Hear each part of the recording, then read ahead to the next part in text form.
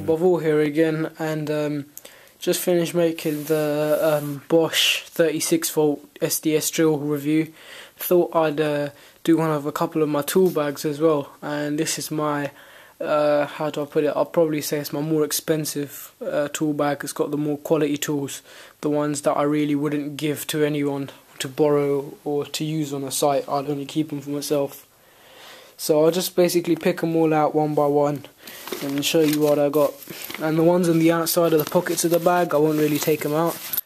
But here I've got it's a Behar Unitest, and it's just a simple 2-probe tester where I can test any kind of voltage.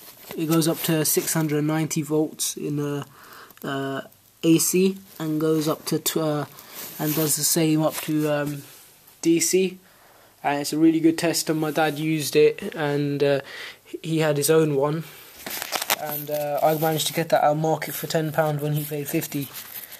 Here I've got for a multimeter, these are really neat kind of accessories where you'd put your wire into this little hook, and then this little probe that, I don't know if you can see, but there's a little probe there, and that makes a hole in the wire and just pokes it, and lets you test the wire without you actually damaging it. And they cost me £10 each, and I couldn't find them anywhere, so I was really happy finding it, and I wasn't worried about paying the price.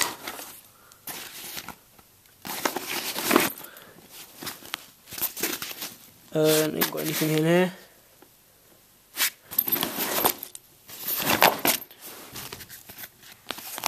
But what I do have here is I've got just a simple multimeter, and I got that from, it's a Unity multimeter. I got it off eBay for £5. Came with the standard banana leads, yeah, banana connectors with probes on them.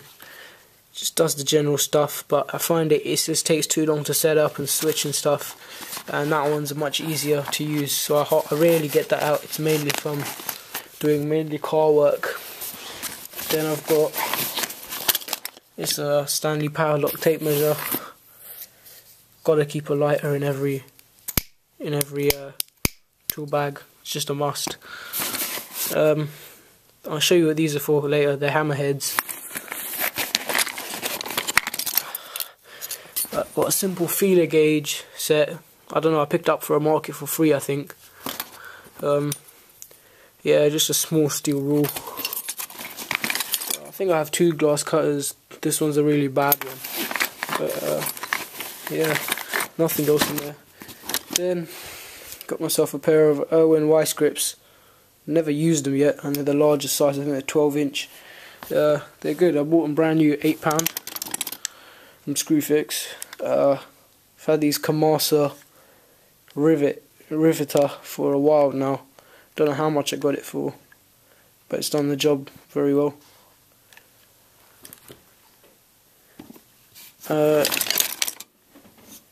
Got some Barco, I think.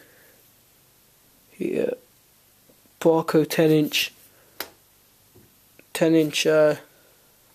wrench, adjustable wrench. Use it for plumbing quite often. Needs WD-40 on the mechanism. It's a bit stiff.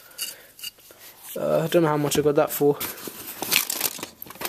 That's the body hammer, plastics hammer, and these heads are swappable, but I just generally use it on anything I don't want to damage or mark. Got that for free off someone I knew who was working at Ford. These are just some clamps I got. Now these Stanley, I think they're called Stanley Magnums, and they're really good screwdrivers, and I got these, the whole set of them, for I think £20 off a market, for guy at market, and yeah, they were really good. I just had to clean them up a bit. I got a file my mate bought me. Told him to buy me a diamond sharpening stone, and he buys me that.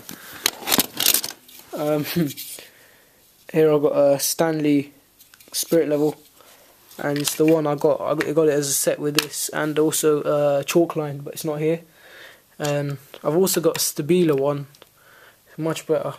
I got that out of market for a few quid anyway. I think it's in the corner of the room somewhere. And then I got an original pair of mole grips. They're useful. You will not know how much I've used these. They're indispensable for their uses. And that's the big brother of the screwdriver set.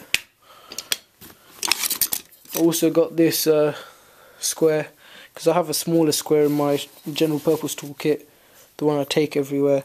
It's by a company called Picador. I haven't done my research on them, but this square seems to be holding straight, and it's not been a problem yet. And it's made in England, so that's a good sign, because generally a lot of the measuring tools come from England. I also got this from the market when I got the rest of the stuff. It's by a company called Wiss. I haven't heard of them. I just checked it, and it cuts paper. So that's how you know. That's just a general test for 10 snips. And it's I think it's made in USA, as it says on the bolt. So I generally trust tools that are made in USA. Tend to stay from the ones that are made in China. Now, you must have seen these Stanley Yankees. Pretty lethal. I've oiled this one, so it's not as lethal. But yeah, it's just the original ratchet screwdriver. You can't mess with these. I found one small enough to fit in my bag, so I got it. And I got the other heads. And yeah, I love it. I use it all the time. These are the cheap needle nose pliers I got with a set, the Forged Steel Screwfix's own brand. Never really ever used them much.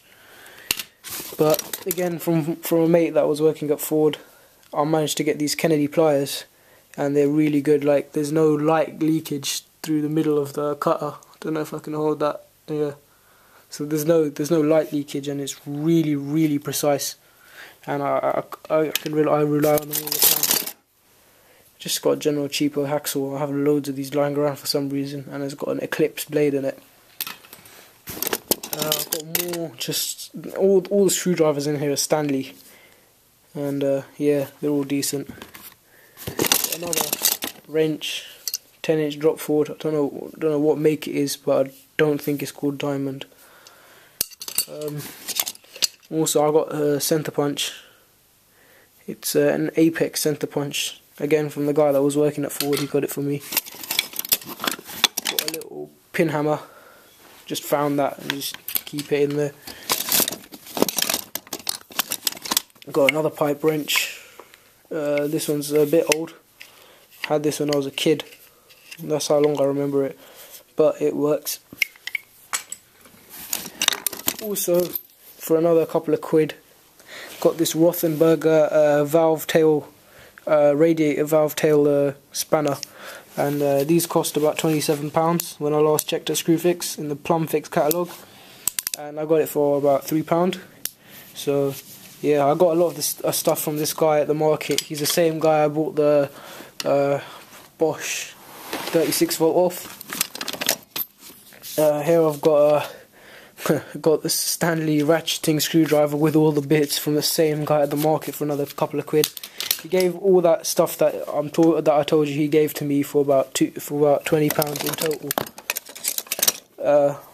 I've got this screwdriver. Don't know where it really came from, but it's really cool in the fact that if you squeeze the handle, like if you push this in, it tightens and it doesn't drop screws. For nowadays, we've all got magnetic screwdrivers, but back in the day, these must have been like amazing. Also, from that guy, I got a pair of these mammoth crimpers, and they are really just mammoth crimpers because they're just huge, and they do ratchet, so they extend like crazy, and I think it does 22mm connectors, so that's pretty cool. Again, got that for only like a couple of quid. So you can see the general trend. Even this Rothenberg cutter, pipe cutter, it's got a damaged wheel. I haven't been to replace that yet, but it still works to some extent. It's just there, it's just damaged. A very expensive Rothenberg pipe cutter. I always look for these expensive tools. Got that again for a couple of quid in that set. So that's got a deburrer on it as well, which I like. Monument and Rothenberg are the main plumbing brands you ever want to go for. And yeah, I just got another glass cutter, tile cutter, and threading tool. Yeah, that's about it for this tool bag, and yeah, I just hope that this gave you, like, if you're a woodworker generally, yeah, these kind of Stanley screwdrivers are great. I don't really ever divert. My dad just got one tool bag for everything. He's a handyman, he does everything, and I mean everything, but he always uses electrical screwdrivers for everything. But one thing I find is that those screwdrivers, because of electrics, they don't really have to tend to exert the amount of force that these screwdrivers have to be able to maintain, because they're just electrical fittings and stuff like that, and terminals, but these may go through 2-inch, 3-inch screws. So I really recommend that if you're a woodworker but you do some electrics yourself, just if you can still have a set of woodworking screwdrivers and also the insulated one for electrical work, that will be really good. And also another thing is, make sure your squares don't get knocked about too much, because it will damage them, and the minute they get damaged they are rendered useless. So really take care of them. And yeah, what I really advise you doing is, rather than forking out loads of money at a shop or something, just go to your local market really, and you'll be able to pick up a lot of good stuff. And I mean a lot of good stuff, because it's amazing how much stuff that people are willing to throw away without realising that they could get a lot of money. Like, that stuff I bought was in excess of £100. The drill he sold me, the 36-volt one there, was worth over £400 new. He gave it to me 160, so pretty happy with that. I'll also be doing a video about what's going on here, and yeah, I just couldn't be doing one at the same time as there were people here, because it wasn't easy.